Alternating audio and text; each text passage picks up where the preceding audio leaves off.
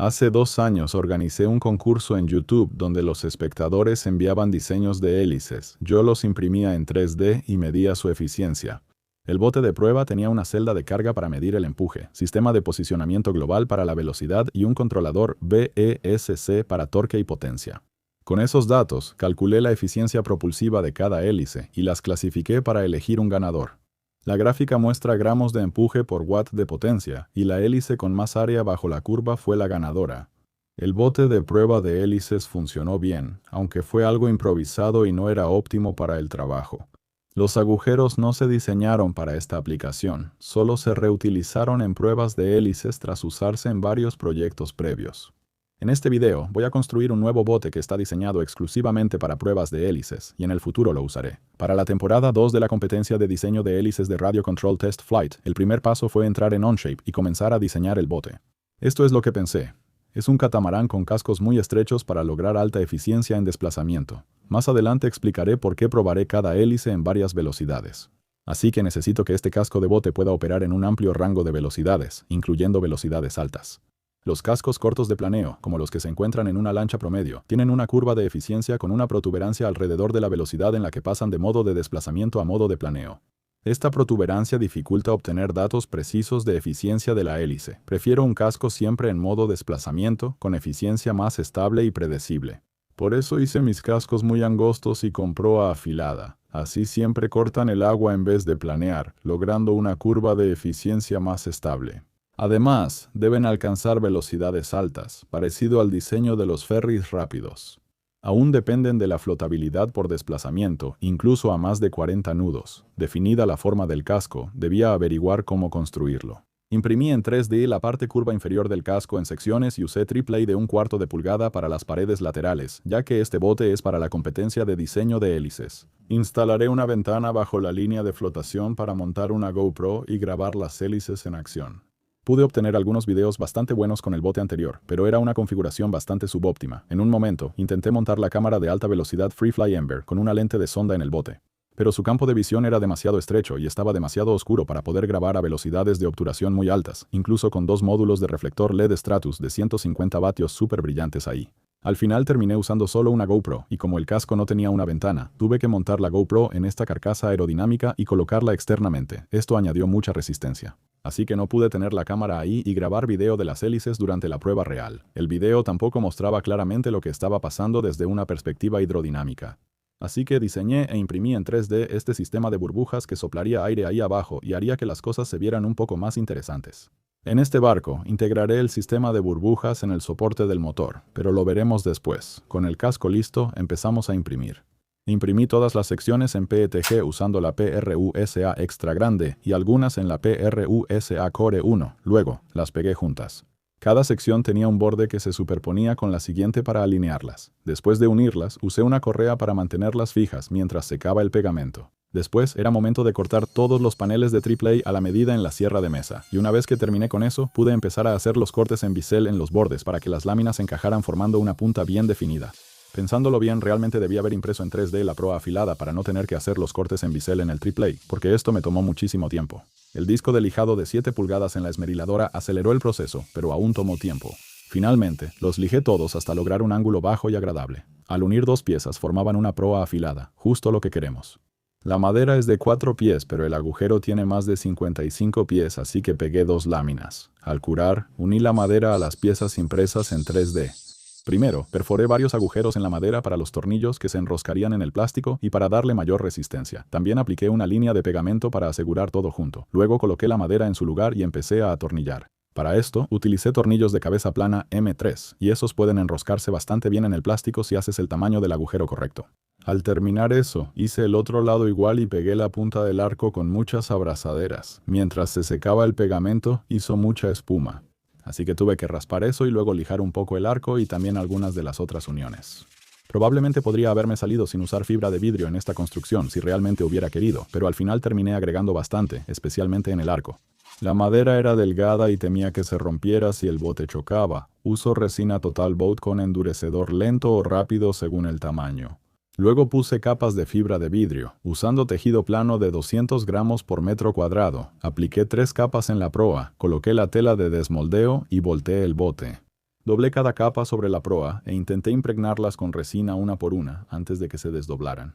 Una vez que todas estaban saturadas, doblé la tela de desmoldeo alrededor de ellas, pero el problema era que las capas no se quedaban en su lugar debido a lo afilada que estaba la proa, así que para mantener todo en su sitio, usé una hoja de espuma suave y formas impresas en 3D para moldearlo. Creo que debí poner una capa de separación, ya que la espuma se pegó un poco. Y luego, cuando lo quité, me di cuenta de que el laminado se había arruinado por completo. Hombre, eso salió fatal. Funcionó muy bien en todo este lado, solo falló de aquí a aquí. Creo que la forma estaba demasiado ajustada y el laminado como que se salió. Tras lijar el bulto, puse capas nuevas de tela usando restos de fibra de carbono que tenía. Y luego unas cuantas capas de fibra de vidrio encima de eso, y después un poco de peel ply arriba, igual que antes. Todas esas capas simplemente se doblaron. Y probé la misma técnica de moldeado con espuma otra vez, pero esta vez con menos compresión, y eso terminó funcionando bastante bien. En el segundo casco, coloqué una capa de mylar entre el peel ply y la espuma, y salió mucho mejor, sin problemas. Corté una ventana para la GoPro en el costado, y las piezas 3D llevan marcos que sostendrán el plexiglas por dentro. En retrospectiva, definitivamente creo que pude haberme ahorrado la fibra de vidrio en las paredes laterales, ya que el AAA es bastante resistente, pero de todos modos terminé agregando un poco. Pero primero, tuve que poner una ventana de plexiglas. No es la de la GoPro, está en el casco opuesto y llevará una luz LED de 150 vatios para iluminar la hélice bajo la línea de flotación. Lo pegué con silicón al marco impreso en 3D detrás. Luego retiré parte de la película protectora de los bordes y lijé el plexiglas para que la resina epóxica adhiera. Eso es porque voy a colocar fibra de vidrio justo sobre el borde de la ventana. Aquí estoy poniendo una sola capa de tejido plano de 200 gramos sobre todo. Tal vez solo debí poner fibra de vidrio sobre el plástico 3D abajo, pero ya ni modo. También agregué más capas al frente inferior de la proa y esta vez usé un poco de mylar para fijarlo. Funcionó bien. Todo quedó sujeto y apretado. Solo tuve que lijar un poco para quitar el exceso de resina epóxica en los bordes. Cuando la resina epóxica curó, quité la tela de desmoldeo y la fibra de vidrio se veía bien. Luego lo hice. Del otro lado, la fibra de vidrio se sobrepone en la parte inferior del casco, así que ahí tiene 2 capas de grosor. La punta de la proa terminó teniendo algunos huecos y no quedé totalmente satisfecho con la forma. Hice una bolsa en ángulo recto con mylar y le puse resina epóxica con microesferas de vidrio. Luego la deslicé sobre la proa y la sujeté en su lugar con una superficie plana a cada lado para que los lados quedaran bien planos. Eso llenó los huecos y me dio ancho para lijar. Luego lo esculpí hasta lograr una punta afilada. El acabado superficial de la fibra de vidrio todavía estaba un poco áspero y tenía algo de textura por la tela de desmoldeo. Lo nivelé con Total Boat Total Fair, un compuesto que apliqué y alisé con una tarjeta de crédito. Después de que eso curó, lijé todos los puntos altos y lo dejé bien plano para lo que venga después. Hice el espejo de popa con madera contrachapada de 1/4 de pulgada, cortada en la control numérico computarizado y recién pegada y atornillada. Probablemente de forma innecesaria, le puse fibra de vidrio encima y lijé los bordes. Una vez que todo estuvo curado, después de un lijado rápido más en todo el casco y de enmascarar las ventanas, era momento de sellar todo. Algunas de esas fibras parecen algo secas. Para eso es la capa caliente, así que decidí que sería bueno aplicar una capa caliente de resina epóxica antes de pintar. Así que eso hice, y todavía no estoy completamente seguro de por qué. Pero no funcionó. Al curarse la resina epóxica, quedó con textura de piel de naranja. Liché y limpié la superficie con acetona, así que el problema debió ser la resina epóxica, quizá por ser muy viscosa. La única forma de quitar la piel de naranja es lijar, lo cual fue molesto para el otro lado. Fui cuidadoso y primero la limpié con un producto de Total Boat, desencerador y preparador de superficies.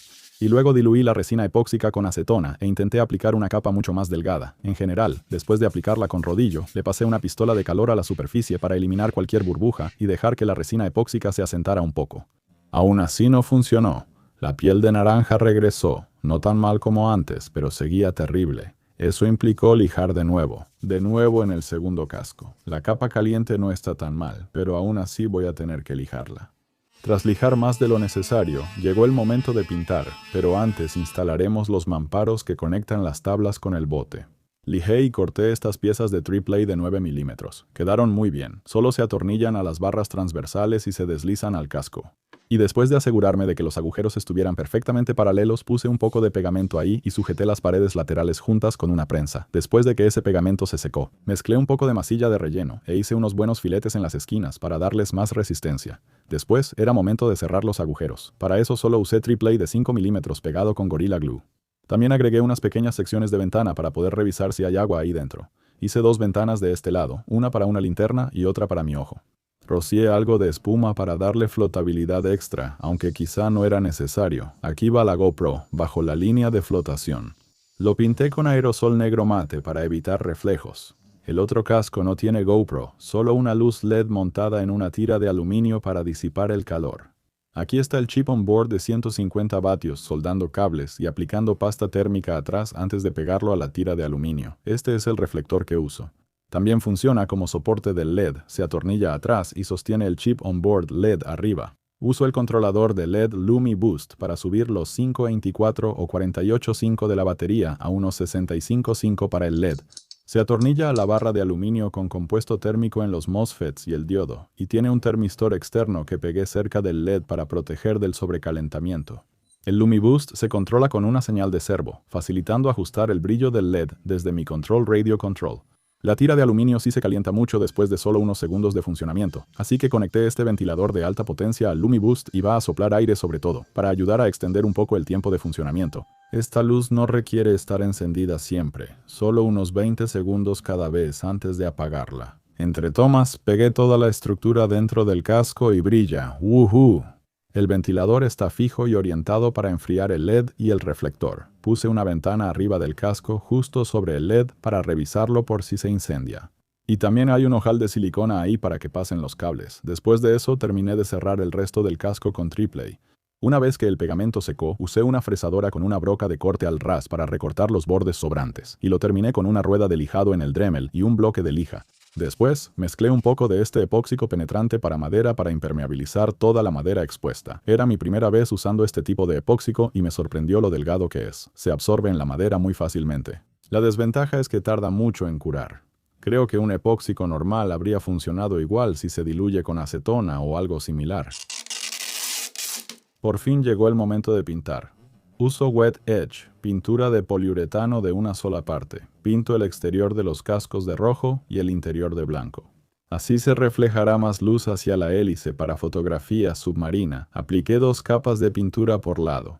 Cuando la pintura casi secó, quité con cuidado la cinta de las ventanas. Aún tienen una película protectora adentro y no se ven del todo claras.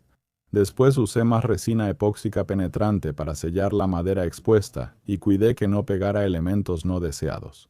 Quité con cuidado la película protectora de la ventana y la bajé. Una GoPro. Imprimí en 3D un soporte de cola de Milano. Lo pegué al casco y usé la vista en vivo de la app GoPro para ubicarla. El soporte de cola de Milano permite colocar la GoPro fácilmente sin sujetadores. Esta es la vista desde la GoPro. Lo que toco es el motor. Ahora trabajaremos en eso. Retrocedamos al momento en que diseñé este conjunto en Onshape. En resumen, conecta el motor al bote, pero también necesita inclinarse fuera del agua para que pueda cambiar las hélices, girar a la izquierda y a la derecha para dirigir, medir el empuje usando una celda de carga, hacer burbujas para el video a bordo y medir la velocidad usando una pequeña hélice de turbina de libre giro al frente. Tras terminar el diseño, comencé a imprimir las piezas. Este es el mástil que sostiene el motor bajo el agua, hecho con un núcleo 3D envuelto en fibra de carbono. El núcleo se imprime en la PRU-SA Core 1 con PETG. Modelé soportes para mantenerlo vertical porque es muy alto y delgado. También imprimí tapones que van en la parte superior e inferior para evitar que la resina epóxica entre en los orificios. Estos son los orificios de montaje para el mástil, y los tapé con plastilina para evitar que la resina epóxica entrara ahí también.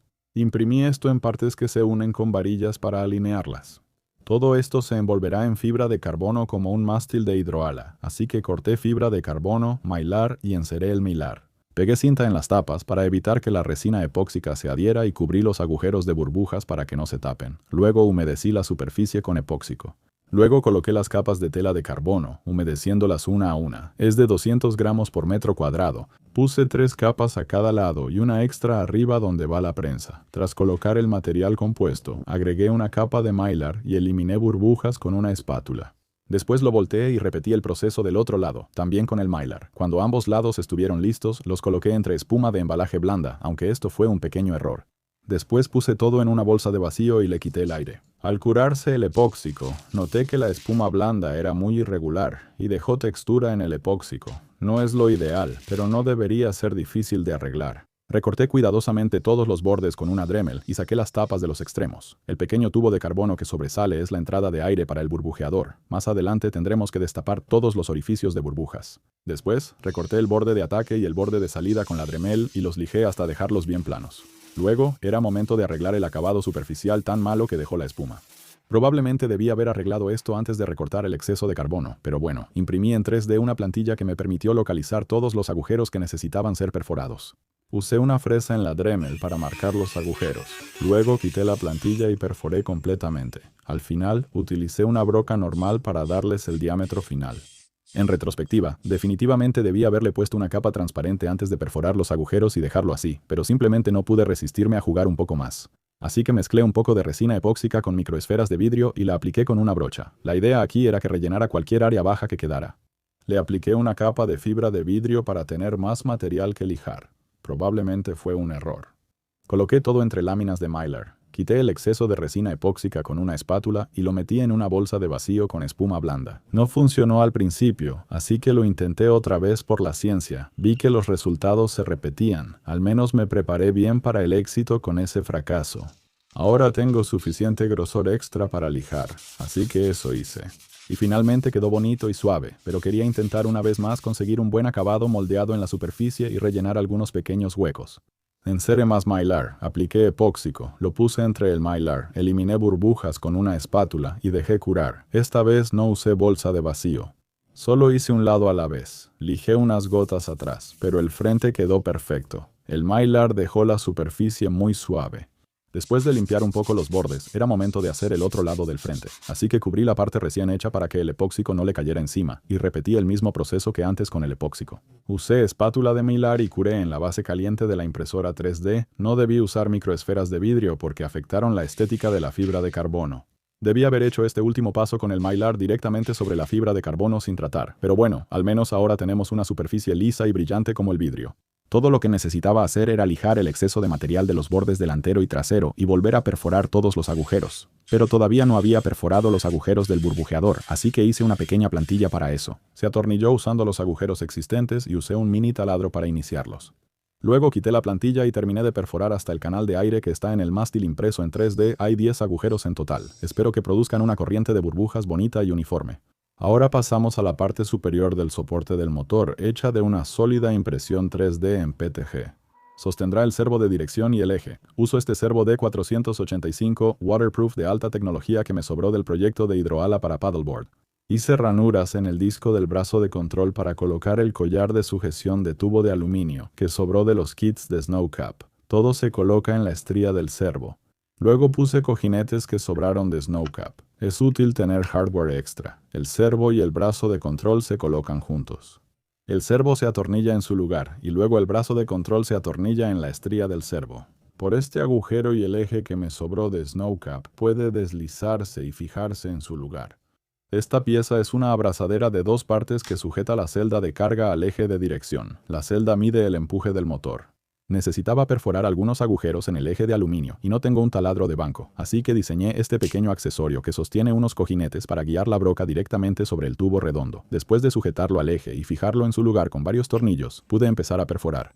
Todo esto apenas funcionó, pero al final sí logré perforar, aunque fue algo doloroso, y eso que solo era uno de 2. Hice otro agujero más pequeño arriba del grande, y ambos quedaron bien. Entonces quité la plantilla de taladro y puse estas abrazaderas permanentes. Un tornillo atravesó completamente el agujero pequeño que hice en el eje, y los otros 6 eran tornillos que iban alrededor del exterior. Para sujetarlo todo al eje, mandé a hacer estas placas de aluminio con Send que sostendrán el mástil al foil en las abrazaderas que abrazarán el eje. Pero bueno, les puse unos cojinetes para que haya la menor fricción posible. Con la medición de empuje de la celda de carga, esos se sujetaron con unas cabezas de tornillo. Sendcat. Send también ofrece roscado de orificios, así que les pedí que agregaran roscas M3 a estos agujeros, y también coloqué algunas tuercas remachables de lámina, para que estas placas puedan sujetarse a estos sujetadores de mástil impresos en 3D que se fijan al mástil. Una placa a cada lado con unos tornillos M3 grandes y largos que atraviesan todo. Y luego, todo esto encaja en aquello así, y este eje conecta las 2 partes, pero, no cabe, así que le quité una fracción de milímetro en el torno.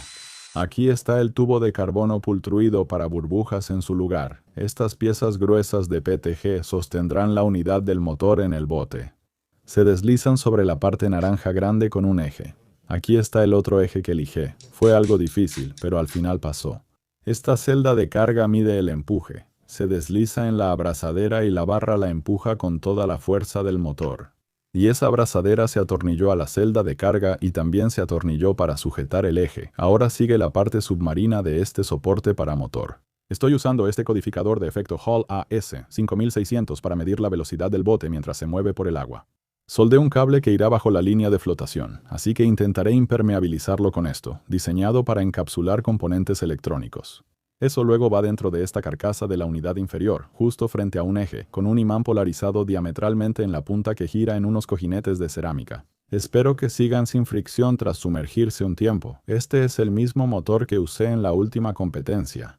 Solo lleva un soporte circular de cola de Milano atornillado atrás, que es sujetado por las dos mitades principales con tornillos para unir todo.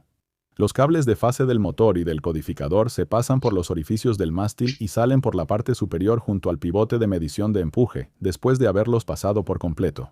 Ya logré atornillar bien las dos mitades, y estos tres tornillos centrales atraviesan el mástil, así que queda muy seguro. La unidad fuera de borda se atornilla a la tabla trasera del bote, y luego se monta el controlador electrónico de velocidad para girar el motor. Voy a cortar piezas de madera con este nuevo cortador láser, el Creality Falcon 2 Pro, el primero que tengo.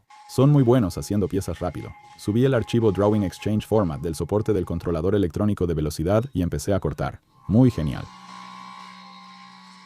¿Qué tan genial es eso? Esa cosa se atornilló en el plástico aquí, y luego el Flipsky VESC controlador electrónico de velocidad se atornilló en la madera. Hice la configuración del VESC con la utilidad de VESC. Lo hice funcionar con un receptor radio control, conecté el servo de dirección y confirmé que funciona. Este tubo de silicona conectará el burbujeador con dos bombas de aire para acuario. Solo las pegué temporalmente al costado. Esta es la rueda de la turbina que medirá la velocidad. La imprimí con resina Pro Gris en la Formlabs Form 4. Le hice unas roscas y luego la atornillé al eje que va al sensor de efecto Hall. Más adelante cambiaré a tornillos de perfil más bajo y eso completa la construcción. Esto apenas cabe. Bien, es la primera vez que el barco toca el agua. Puede que ni siquiera flote. Bien, tiene algo de flotabilidad. ¡Wow! Flota increíble. Las baterías aún no están puestas, así que va a flotar un poco más hundido en el agua. Oh, sí. Es aerodinámico. Tiene muy poca resistencia. Son baterías de 10 amperios hora y 6 celdas. Espero que esta cinta sea impermeable. Con las baterías puestas, la ventana de visualización de la GoPro está apenas bajo el agua, así que eso está bien, amigo. Puede que haya hecho estos agujeros un poco altos, ¿no? Pero creo que está bien, porque en aguas más agitadas realmente va a atravesar las olas y el nivel del agua podría subir bastante.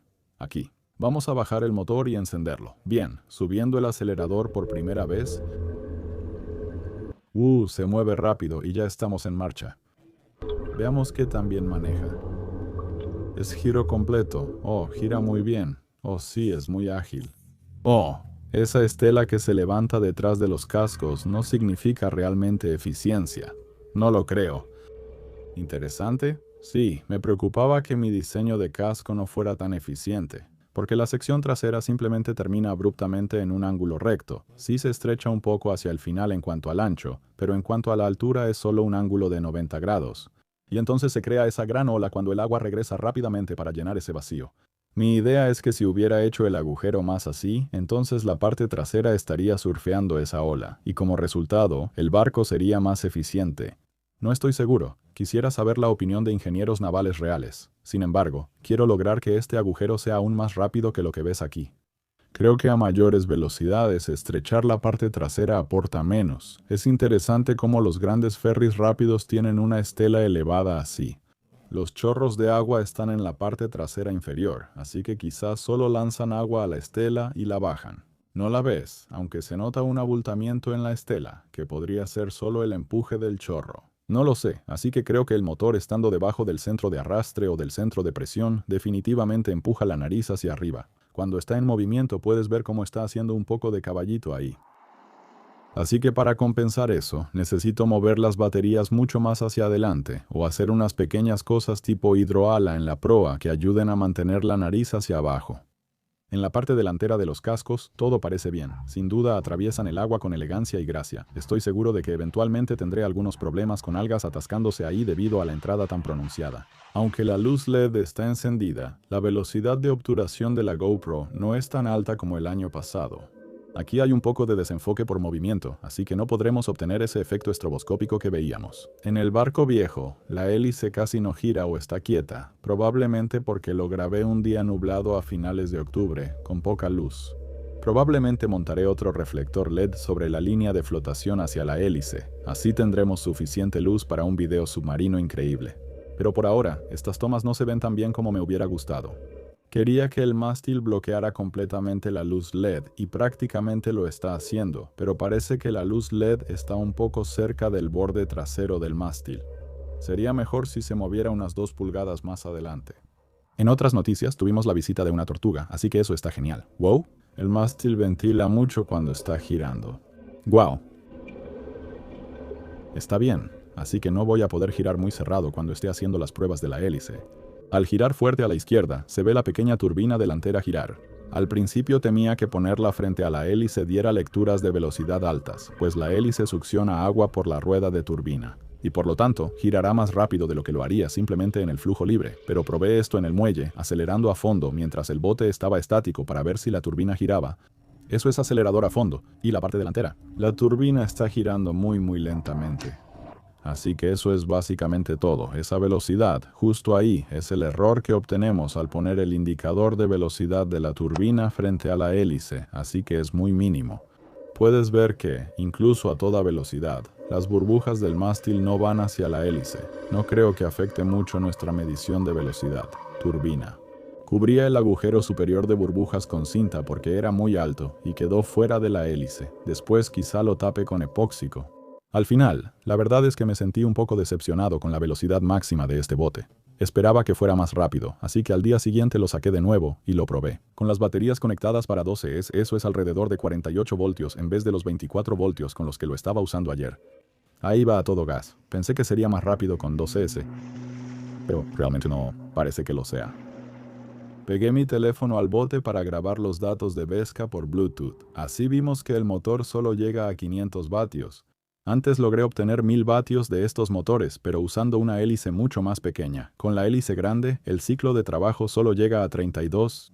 Así que si le pusiera una hélice más pequeña, definitivamente podría sacar más potencia del motor, pero realmente no creo que eso resultara en todo eso. Más velocidad, ya que una hélice pequeña es menos eficiente y da menos empuje por vatio. Lo vimos en la última temporada de pruebas de hélices. Podría subir la corriente máxima de fase, pero entonces estaría exigiendo demasiado al motor, y no quiero hacer eso durante toda la temporada de pruebas de hélices. Una opción potencial sería actualizar a este motor 6374. Está clasificado para 3600 vatios a 75 amperios de fase, así que probablemente podría girar una hélice más grande y probablemente empujar el bote mucho más rápido. Aún no estoy seguro de qué haré.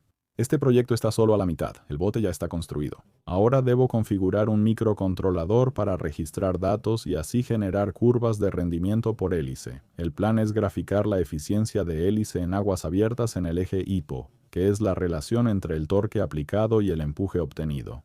En el eje X estará la relación de avance. Así trabajan los profesionales. Ampliaré esto en el próximo video. Estos días tengo ofertas geniales en mi sitio web. Existen mástiles de hidroala con placa de circuito impreso que miden el nivel del agua y controlan la altura de navegación de un barco radiocontrol con hidroala. Y está la lámpara de sombra de colores, que tiene 3 LEDs discretos que producen luz blanca, donde todas las luces se mezclan, pero la luz blanca se divide en todos los colores del arco iris cuando se proyectan sombras. Es un efecto genial y divertido. Ambos están en los enlaces de la descripción. Gracias por vernos. Adiós.